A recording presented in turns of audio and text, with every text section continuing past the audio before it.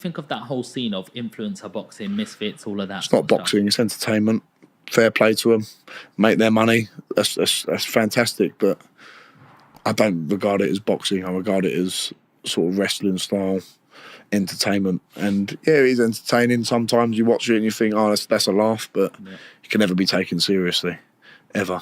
And that's the danger, though. Like young kids coming through now will look on my TikTok comments. They'll be like, "When you're fighting Jake Paul, you should fight Tommy Fury," and like they don't understand what we have to go through as professional boxers. I know Jake Paul trains really hard, KSI, and fair play to him for making loads and loads of money, and they're great businessmen. But I mean, come on, fighting a 60-year-old nearly Mike Tyson versus Jake Paul, I've got no time for that. How do you think that plays out? Because it is scheduled for November. I think, well, considering that Mike Tyson had to be taken off a plane, didn't he, for having heart problems, I don't think they should be sanctioned at all, ever. It's wrong. Who is your favourite boxer of all time? I've got a few. Lennox Lewis being one of them. Yeah. Unbelievable. Rocky Marciano. Yeah. Old classic guy. The modern guys, Joshua, Fury, love them two the most. There's no Tyson in there? Mike Tyson? Oh, Mike Tyson, unbelievable. Unbelievable. But in terms of my favourites, probably Lennox Lewis, someone like that, Vitaly Klitschko. But Mike Tyson, in his prime, watched him 18, 19, 20 years old, smashing people up who were like 10 years older than him, getting a world title at 20 years old. Unbelievable. Johnny, a big name has just been dropped. Yeah, everyone's talking about Chisora and you. Yeah. You know, everyone's just like putting you straight into that Another mix legend. now. He's like, you know, War Chisora, they call him, don't him? He's like a real veteran. Couldn't believe he beat Joyce. Couldn't believe that. Yeah, I thought Joyce would be able to deal with him, but Chisora just keeps coming back. He's had 2 wins on the... Is it 2 wins on the bounce now? Who did he fight before? He fought someone else recently, but he just keeps coming back, and if he's still winning, Joe Joyce is a great name to have on your resume. So I've got a lot of time for Joe Chisora. He's a legend, and people have been bounding our names around. Eddie Hearn being the main man who's been doing that, and I feel a bit disrespectful to thinking like I'm calling for that fight. So I'm not calling for it, but if Derek Chisora came and said, let's have a fight at the O2, let's set it out, I want to do it, I wouldn't say no. It would be an honour to share the ring with Derek Chisora, and I think I'd have a good chance in. I'm not saying I'd win it, but I'll give a good account of myself, you know? Yeah. How much of a task is it for Chisora being a 40-year-old? That's the problem. Maybe if it was 3-4 years ago, I'd feel slightly differently. But age waits for and time waits for no man, and he's been in some grueling fights, and I think Del Boy's a great character, and I think he's a unbelievable guy, unbelievable for British boxing. He'll go down and be remembered by a lot of people, and time waits for no man. How important is timing in terms of when you're facing your next opponent? You know, if you go straight for Chisora, where do you go from there? You might be able to, you know, face an opponent like that. You might be able to get through a wall like that and show a lot of, you know, toughness, but is it too fast too soon? Because you've had all these first round knockouts, not sure how much experience you're getting in the sort of actual ring. Fighting Chisora, imagine beating him. Where do you go from that? That's the thing. It's not an immediate fight. It's whether it's just an idea that's been bandied about. I've obviously got Rudenko locked in for my next fight. That could give me some great experience. He could be he'd probably be my toughest fight to date. And then you assess from there. It's very important, as you say. You've got to look at one fight at a time, and all that's on my mind right now is beating Rudenko whenever that happens in the next month or two. How does it feel like when you're training for a fight? You've got your trainer there, you've got a manager there, you've got a whole team around you. What happens when you're in that ring and you're alone all of a sudden?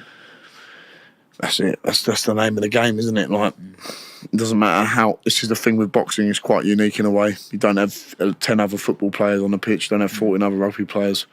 If you cut corners, it's going to show. And if you're moaning about coaches, trainers, managers, it's up to you to put them all into line, because at the end of the day, you're the one who's going to be seen in the ring and be accountable for what's happened in the camp. So you've got to take an onus on that and be the boss. Unfortunately, without sounding arrogant or belittling the other people, you've got to be in control, because the only person it comes down on when it all goes wrong is you. That's the bottom line. and you're the one who takes the punches in the head. No one else does. Not your manager, not your trainer, not your promoters, not your strength and conditioning coaches. They're all part of your team, but the one who's going to be getting punched in the face is you. Does it ever get to you mentally? No. I love it. I absolutely love what I do. I get to go up and train every day. I love training. It keeps my head screwed on. If I couldn't train, I think I don't know what I'd do. It keeps me sane, for like it does for a lot of people. So yeah, I absolutely love the ability that I've got to go and train and do something I love every day. Before you're ready to challenge for a major title, what milestone do you feel that you need to hit? I don't think of it in that way, Sean. I don't think I have to hit anything. I think the map is in my destiny of where I'm meant to go. All I have to worry about is winning the next fight. There's no milestone I think of in my head that I think, well, I've got to do this amount of this or do that. It's all mapped out already. All I've got to do is dedicate myself 110%, and then the rest will follow. I like going to the gym myself. Yeah. I go there every morning, Yeah. maybe 5-6 times a week. Yeah. It keeps me happy. Yeah. I like to think I train hard. Yeah. You know, one day, like, I have my 2 days where I do my 5K runs. Yeah. I do my bodybuilding on 2 other days, and then Nice. a couple of other days I do a Pilates, yoga. Get the It's good to do that. stretch All out. the flexibility. Yeah, absolutely. All of them things. Do you do any sauna?